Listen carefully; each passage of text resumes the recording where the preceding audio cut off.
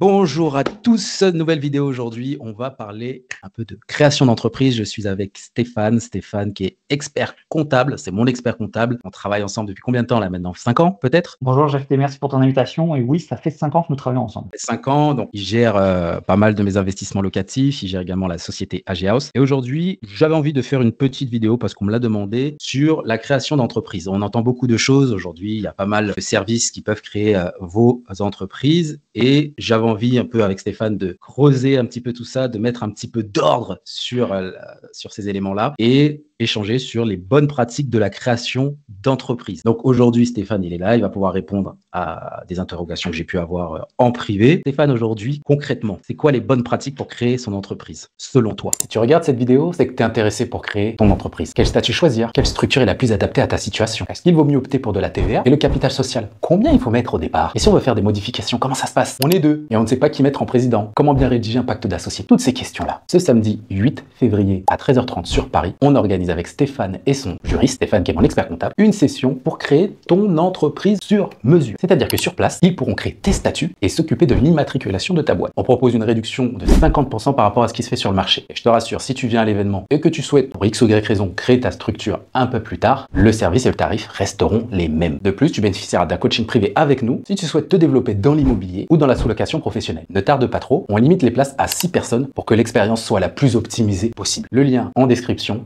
continue la vidéo. Les bonnes pratiques, très bonne question, j'en identifie 3. La première, c'est de bien préparer son business. C'est-à-dire qu'il faut le modéliser, il faut se faire des petites projections, ça demande un peu de préparation. Une préparation, c'est-à-dire mise en place d'une stratégie commerciale, comment on va financer l'opération, le lancement. Ça, c'est un point effectivement qui est très important parce que très souvent, le cash nécessaire au lancement d'une activité est mal évalué et sous-évalué. Voilà.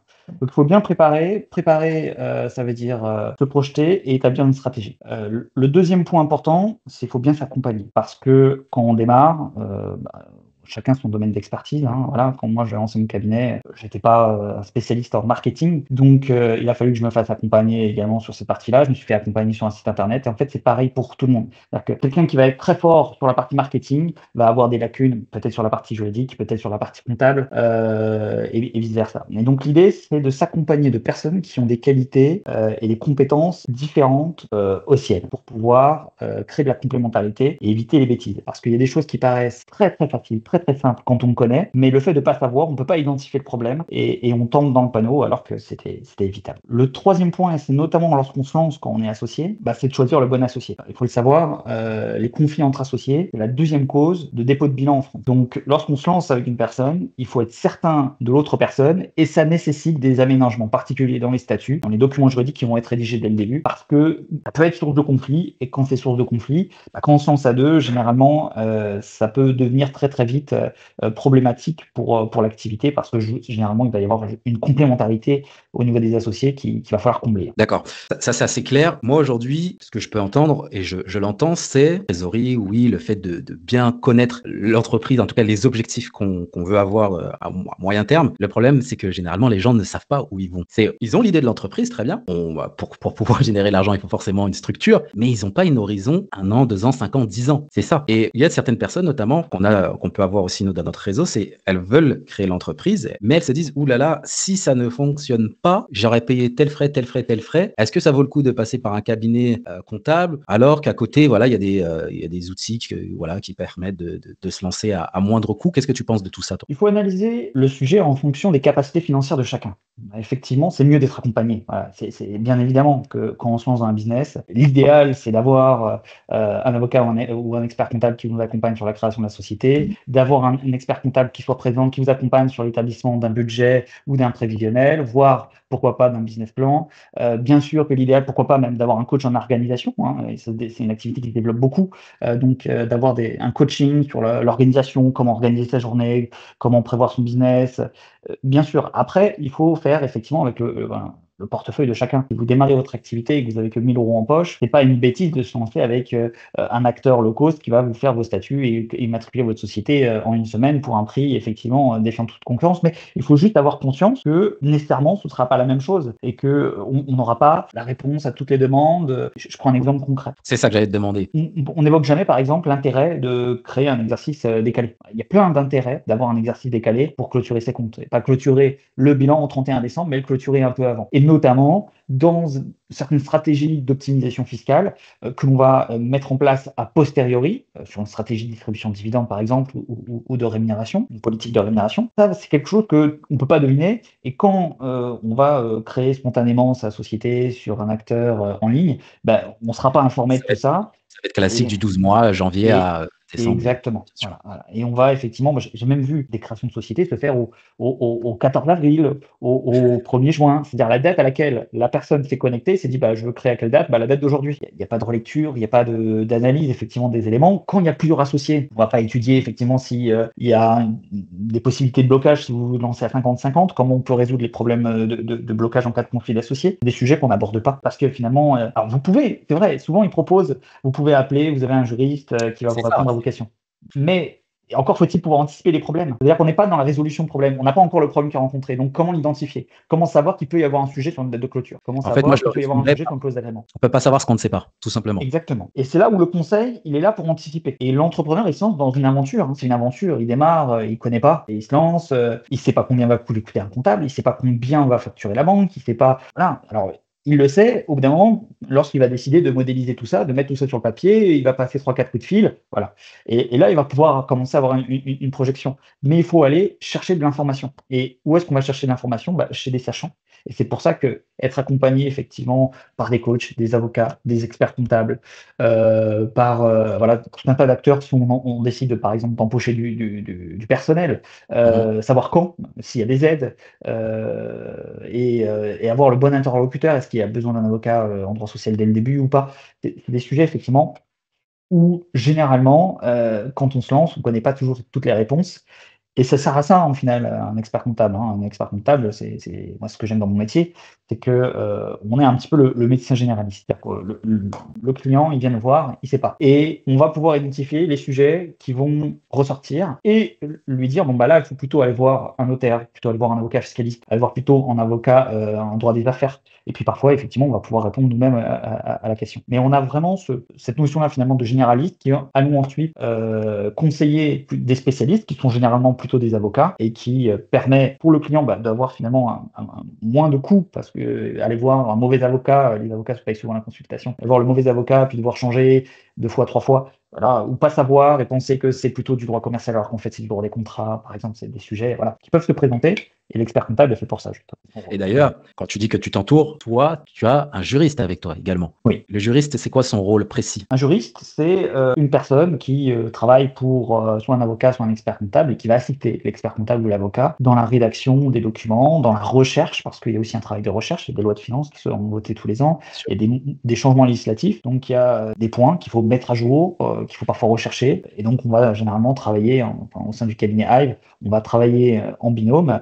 L'un des 2 experts comptables, parce que nous sommes 2 experts comptables avec le juriste, et on va travailler en binôme sur tous les dossiers juridiques du cabinet pour pouvoir apporter le meilleur conseil et pouvoir rédiger les documents le plus rapidement possible pour nos clients. D'accord, ça c'est très clair. Expert comptable, le juriste à côté pour bien baquer tout l'ensemble. Autre point que je voulais voir, c'est qu'est-ce qui te différencie, même si tu l'as un petit peu dit, des entreprises très digitalisées qui proposent des tarifs très avantageux? Ça va être effectivement l'accompagnement et le conseil. Lorsqu'on accompagne un entrepreneur dans son projet de création de société, on ne lui dit pas donnez-nous votre nom, ce que vous voulez faire comme activité, et puis on rédige les documents. Non, on passe 1 heure, parfois 2 heures en rendez-vous. On va redescendre tous les points importants qu'on peut voir dans les statuts. Et on va s'intéresser à la situation personnelle, parfois professionnelle, de l'entrepreneur pour pouvoir concevoir et rédiger les statuts les plus proches possibles de son besoin. Il y a 2 intérêts de faire cela. La première, c'est qu'on va apporter effectivement beaucoup de conseils, donc beaucoup de valeur ajoutée, parce qu'on va pouvoir conseiller sur tout un tas de sujets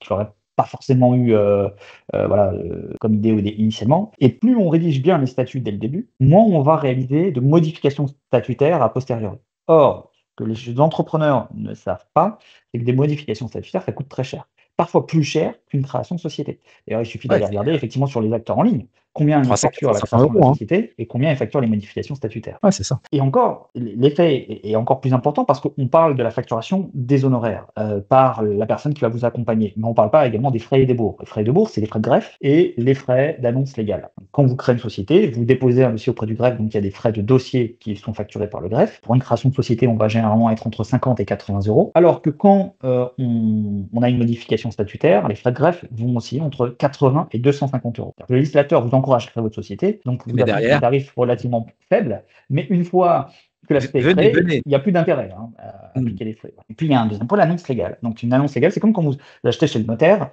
et que voilà, il faut réaliser une publicité foncière pour que ça devienne officiel. Là, c'est exactement la même chose. Pour vous devenir officiel, il faut qu'il y ait une annonce légale dans un journal d'annonce légale, et c'est ce qui rend officiel et applicable au tiers la création de la société. Voilà, opposable au tiers, pardon, la création de la société. Et pour une création de société, il y a un seuil, voilà, un plafond autour des 220 euros par annonce légale. Mais il n'existe plus de plafond, il n'y a plus de réglementation sur les modifications statutaires, mais on peut tout à fait se retrouver avec des annonces légales à 200 euros, comme ils peuvent être à 500 euros si vous avez plusieurs modifications. Donc Et en ça, termes c'est de fréquent. frais de greffe, Mmh. oui, Toi, c'est dans fréquent. ton expérience, tu le vois beaucoup? Ces personnes-là qui peut-être au bout de 6 mois, au bout d'1 an, elles veulent faire, plusieurs modifications et du coup, elles se retrouvent, bah, à payer, peut-être, 1 500, 2 000, 2 500 € parce qu'elles veulent modifier pas mal de choses, derrière. Ce qui arrive dans une société elle ne reste jamais figée de toute façon. Alors, quand le client a créé sa société, voilà, sur une plateforme en ligne, je dirais que 80 des cas, il y a une modification statutaire, voire une transformation de la société, au bout d'1 an. Ah ouais, 80? Oh oui, oui, facilement. Tu as beaucoup de personnes qui viennent de ces structures-là qui, tapent à ta Oui, porte, c'est j'en ça? ai. Oui, j'en ai, ouais, ouais, j'en ai. Je dirais pas que j'ai une majorité, mais heureusement, mais oui, j'en ai. D'accord, c'est ce que tu vois, c'est par exemple, tu te dis, voilà, ces personnes ont peut-être créé une SASU, alors que ça aurait été peut-être plus adapté en fonction de leur situation personnelle, de créer une EIRL, par exemple. Exactement, ou inversement, absolument, c'est exactement Inversement, ça. ouais. Ou alors, on s'aperçoit que l'objet social est mal rédigé et permet pas de couvrir l'ensemble des activités. Ou bien, tout ça, ça c'est le point qui arrive très très souvent. L'entrepreneur prévoit des activités pour démarrer, et puis il a des idées déjà au bout de 2-3 Ah, ans de développement. Et puis arrivent les 2 ans, et puis ça n'a pas été anticipé. Au lieu de le prévoir dès le début, bon bah finalement, on va se retrouver à devoir modifier au bout de 2 ans l'objet social parce qu'effectivement il n'est pas assez couvert. Transfert du siège social. ouais. Beaucoup d'entrepreneurs ne savent pas que s'ils créent leur société chez eux, eh bien ils vont pouvoir bénéficier effectivement d'avantages et faire prendre en charge une part de leurs frais d'eau, d'électricité, de gaz et pourquoi pas de loyer sur leur société. Et donc créer leur société dans une société de domiciliation. Félicitations. Et puis à la fin de l'année, est-ce qu'il n'y aurait pas une solution pour optimiser les frais? Si, on en avait parlé, mais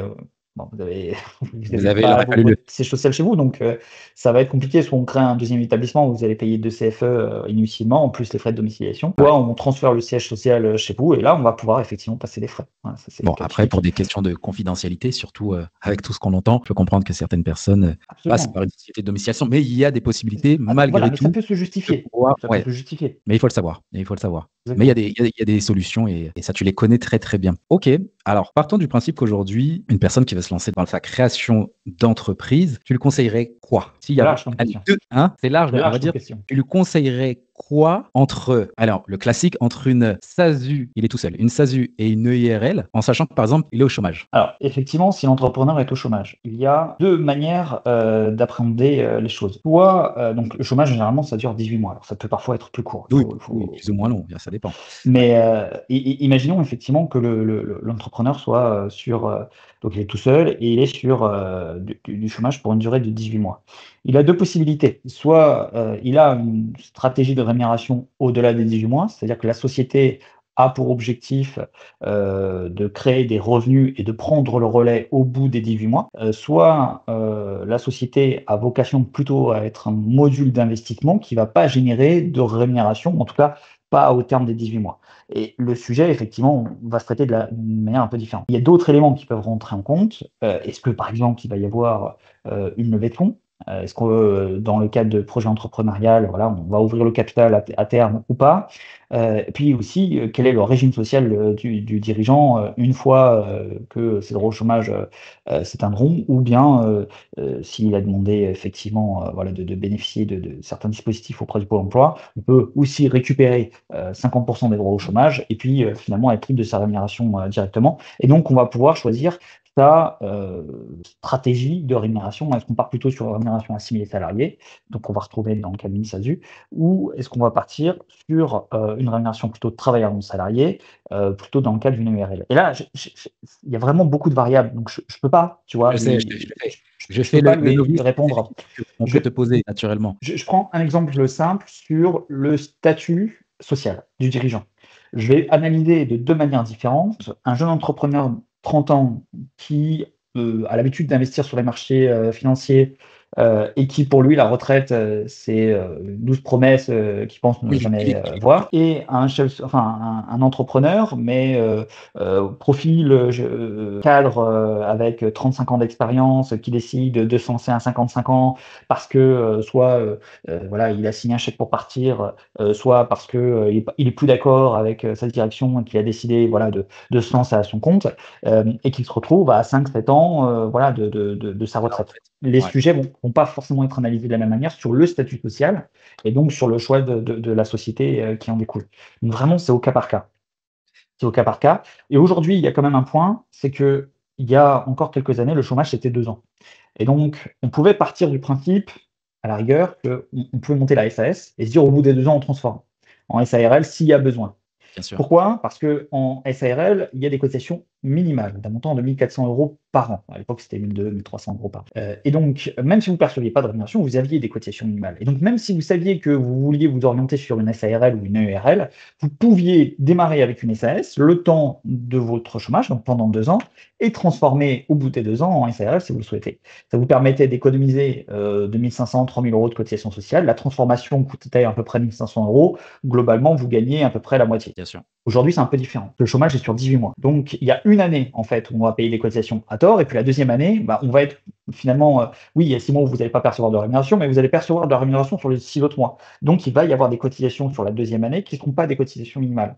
Et donc, sur la première année, il n'y a plus que 1 400 € de cotisation minimale versus une transfo potentielle à 1 500 €. Et là, donc, finalement, le rapport a changé. Hein. Le fait que les droits au chômage se soient réduits, eh bien, c'est préférable de choisir sa forme juridique dès le départ Départ, oui, ouais. plutôt que d'attendre les 2 ans et de se dire: «Bah, je me garde la possibilité de transformer au bout des 2 ans». Et Et ça, c'est ça, super important, ouais. Parce que, effectivement, pour avoir eu le cas, la logique de beaucoup de personnes, c'était de se dire, voilà, on crée d'abord une SAS parce qu'on va bénéficier des 2 mois, des 2 ans de chômage. Et après, le chômage, comme on voudra se verser une rémunération, la SARL, comme les cotisations sont moins élevées, c'est plus intéressant. Mais effectivement, le fait qu'il y ait ce basculement de réduction de la durée de chômage, c'est super important ce que tu viens de signifier. Parce que l'ancienne technique, entre guillemets, économiquement, elle est plus elle est aussi plus rentable. intéressante qu'avant. Absolument. Super intéressant. Et je Et fais donc d'une exprès année sur l'autre, un conseil peut être différent. C'est-à-dire que un conseil qui date du 31 décembre 2024 sera peut-être pas le même que celui du 2 janvier 2025. J'exagère le trait, mais évidemment, bien sûr. c'est quand même Quoique, avec tous les l'idée. changements qu'il y a en ce moment, on ne sait pas trop où on va. Mais je fais exprès de te poser toutes ces questions-là parce que je veux que les gens aussi comprennent que ça dépend des profils et des objectifs de chacun. Et tu l'as très bien amené, notamment avec, en dessinant 2 profils qui sont complètement différents, que, en fait, ça ne sera pas forcément la même stratégie. Super. Par rapport à cette question, on est OK.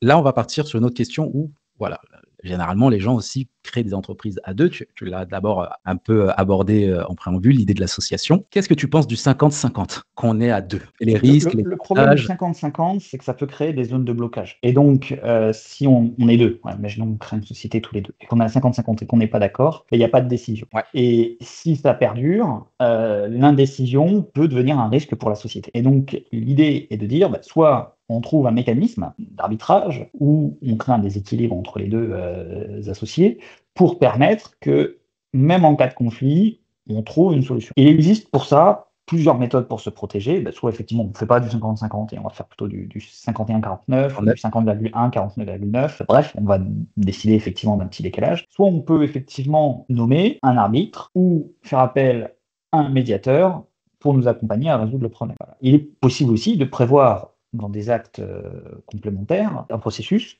visant à départager les associés, soit au travers de mécanismes de clauses de rachat de titres, soit faisant appel à une personne en particulier ou en donnant un pouvoir supplémentaire au mandataire social, qui est généralement l'un ou l'autre. Parfois, ça peut être les deux, donc si vous êtes tous les deux mandataires sociaux, on sera toujours bloqué. Donc, il existe tout un tas de modules, d'articles, de résolution, soit statutaires, soit extra-statutaires, qu'on peut prévoir sur des pactes d'associés, par exemple, ou en assemblée générale, et qui nous permettent de pouvoir éviter ces zones de blocage. Alors, créer une égalité entre les actionnaires et notamment faire du 51 versus 49, ça peut être une solution très simple et très radicale. Après, il ne faut pas non plus que cette répartition-là crée le litige entre les associés. Et donc, c'est pour ça que parfois, même si c'est la solution est de loin la plus simple pour résoudre ce genre de conflit, on va plutôt orienter sur des dispositifs extra-statutaires notamment, donc, notamment pacte d'associés pour résoudre ces genres de problèmes. Super, tu fais une transition toute faite. Le pacte d'associés, surcoté, pas surcoté, nécessaire. Est-ce qu'il y a des failles?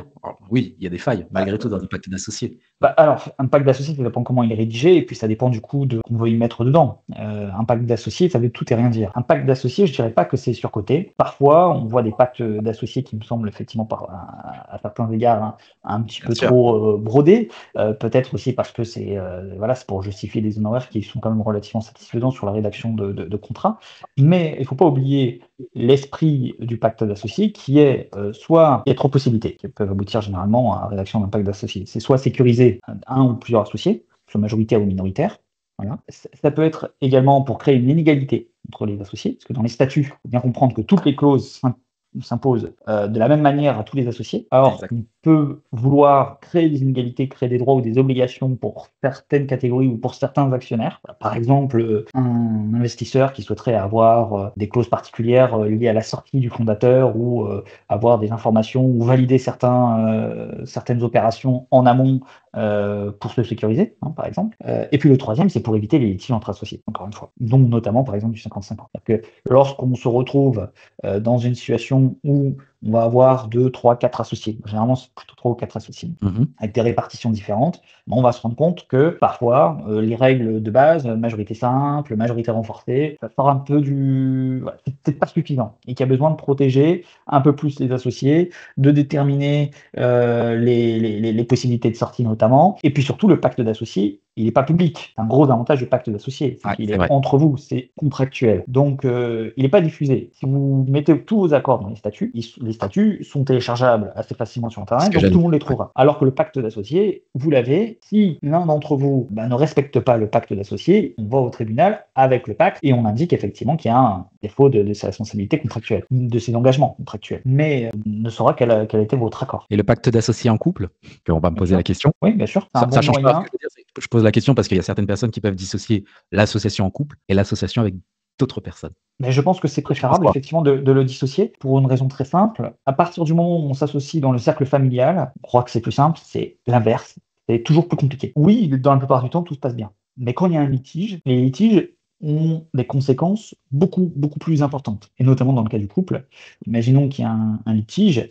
Le divorce peut très bien se passer et tout le monde peut être d'accord, voilà, donc l'affaire se passe très bien, mais à partir du moment où il y a un litige, c'est que tout s'est pas très bien passé. Bien sûr. Et là, dans le cadre d'une association entre mari et femme, va se poser très souvent le problème de la garde d'enfants, le problème de la pension alimentaire, et on va se retrouver effectivement avec un mélange de tout ça qui peut rendre les choses extrêmement compliquées, extrêmement longues, et c'est bien effectivement de se prévenir là-dessus. Encore une fois, ça va dépendre du régime marital, d'un éventuel contrat de mariage. Après, il faut partir en plus large parce que tout le monde n'est pas forcément marié, mais que ce sera la même chose entre conjoints, peu importe. Entre conjoints, on se rapproche plus d'une association classique, puisque bien sûr, il peut y avoir des disputes, il peut y avoir une séparation, mais comme il n'y a pas de patrimoine commun, comme il n'y a pas effectivement de mariage.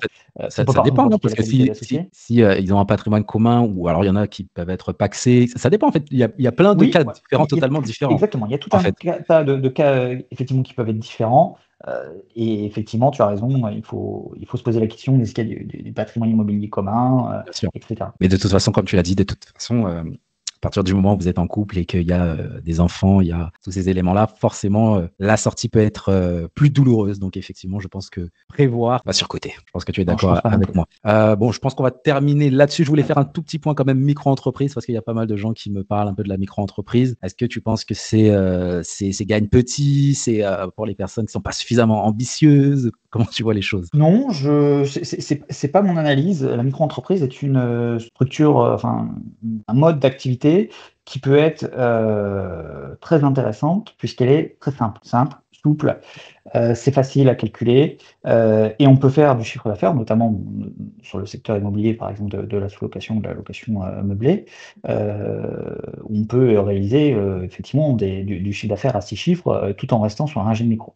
La problématique du régime micro-entreprise, c'est qu'il est peu adapté aux structures qui vont avoir un niveau de charge important. Plus vous avez un taux de marge qui est faible, et plus la micro-entreprise va être pénalisante en termes de fiscalité. À l'inverse, si vous avez très peu de charges de structure, la micro-entreprise sera tout à fait adaptée. Et c'est pas idiot de se lancer en micro-entreprise, et puis si on voit qu'on dépasse les seuils, de passer en entreprise. Ça reste un coût.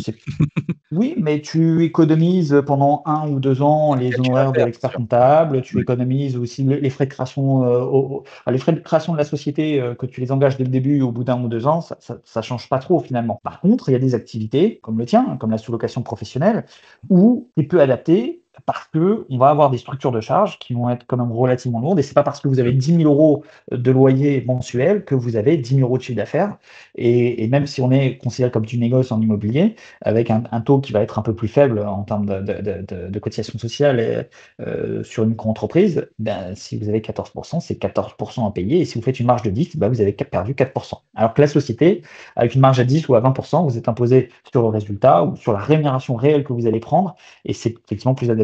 À partir du moment où on réfléchit en forfaitaire, il faut réfléchir sur le forfait est plus ou moins coûteux que du réel. C'est pas plus compliqué. C'est clair. Bah, écoute, je pense qu'on va clôturer ici. Bon, on aurait pu parler de pas mal de sujets encore, de TVA, option de TVA ou pas, le capital social. Beaucoup de personnes peuvent se poser la question, est-ce qu'il vaut mieux mettre 100 € ou alors 10 000 €? Voilà, il y a pas mal de sujets. Qui mettre en président, en gérant? Comment? Voilà, pas mal de sujets à aborder. Mais de toute façon, on aura d'autres occasions d'en parler. Avec plaisir. Il faut savoir qu'avec Stéphane, on organise des événements sur Paris, justement, pour aider les personnes à créer leur entreprise sur mesure. D'ailleurs, il y a un événement ce samedi sur Paris pour vraiment vous aider à optimiser au mieux, aux petits oignons, votre entreprise. C'est super important parce que derrière, vraiment, le but, c'est pas de faire des modifications sur modifications et vous retrouver dans une situation où votre entreprise vous coûte beaucoup trop d'argent et derrière, vous vous retrouvez dans une situation un peu compliquée. Donc voilà, en tout cas, n'hésitez pas à laisser des commentaires sur la page. Il y a également le lien pour l'événement en description pour les personnes qui veulent s'inscrire. Stéphane sera là, ton juriste sera là, nous-mêmes on sera là pour également vous proposer de la qualité, de la valeur, même du coaching personnalisé pour les personnes qui veulent se développer dans l'immobilier et dans la sous-location professionnelle. Donc voilà, commentez, partagez et puis on se retrouve dans une prochaine vidéo. Merci à toi Stéphane pour ton temps et Merci Jeff pour ton invitation. pour les réponses de qualité. Et puis pour les autres personnes, on se voit en dehors de la caméra sur place pour avancer vers nos objectifs. À la prochaine, ciao.